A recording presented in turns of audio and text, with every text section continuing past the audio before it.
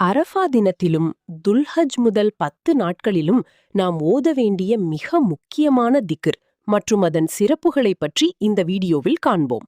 துவாக்களில் மிகச் சிறந்த துவா அரஃபா தினத்தின் துவாவாகும் என்றும், ஒரு நாளில் 100 முறை இந்த திக்ரை ஓதுபவருக்கு 10 அடிமைகளை விடுதலை செய்ததற்கு சமமான நன்மை கிடைக்கும் என்றும் நபிகள் நாயகம் ஸல்லல்லாஹு அலைஹி வஸல்லம் அவர்கள் கூறியுள்ளார்கள்.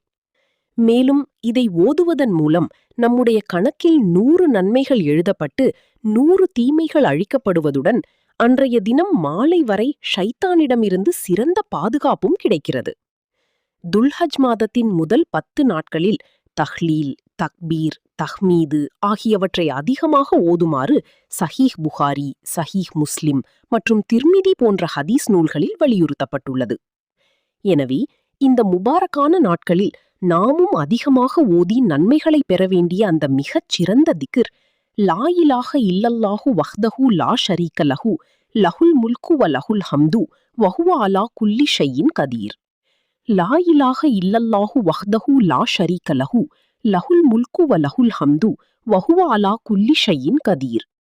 லா இலாஹ இல்லல்லாஹு வஹ்தஹு லா ஷரீக லஹு லஹுல் முல்கு வ லஹுல் ஹம்து வஹுவ அலா குல்லி ஷைஇன் கதீர். இந்த வீடியோ உங்களுக்கு பயனுள்ளதாக இருந்தால் மறக்காம லைக் அண்ட் சப்ஸ்கிரைப் பண்ணுங்க.